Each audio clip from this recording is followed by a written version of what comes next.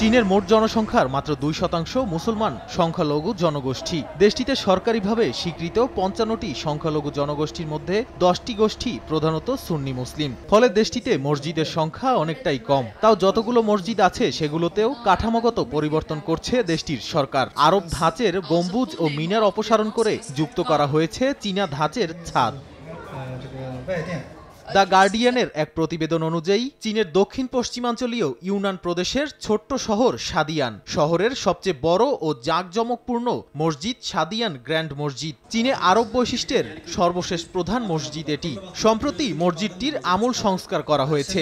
সংস্কারের অংশ হিসেবে এর গম্বুজ ও মিনারগুলো সরিয়ে সেখানে চীনা ধাঁচের ছাদ বসানো হয়েছে।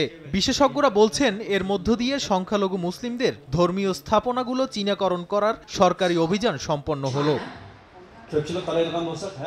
নগদে 500 টাকা বা তার বেশি পেমেন্টে পেতে পারেন ঢাকায় জমিসহ 20 কোটি টাকার পুরস্কার। গত বছর পর্যন্ত 21,000 বর্গমিটার আয়তনের মসজিদ ভবনটির উপর সবুজ গম্বুজ শোভা পাচ্ছিল। 2022 সালের স্যাটেলাইট চিত্রেও দেখা যায় মসজিদের প্রবেশপথটি উজ্জ্বল কালো টাইলসের তৈরি একটি বড় অর্ধচন্দ্র ও তারকা দিয়ে সজ্জিত।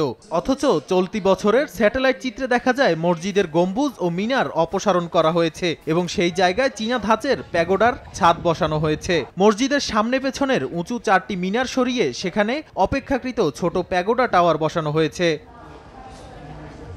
2016 সাল থেকেই ক্ষমতাসীন চীনা কমিউনিস্ট পার্টি ধর্মীয় জাতিগত সংখ্যালঘু বিশেষ করে মুসলিমদের উপর কঠোর চাপ বজায় রেখেছে। সেই সময় চীনের প্রেসিডেন্ট শি জিনপিং ধর্মকে চীনাকরণের নির্দেশ দেন। এরপর থেকেই মসজিদের সংখ্যা হ্রাস বা তা পরিবর্তন করা হচ্ছে। নাদিম মারজান, সময় সংবাদ।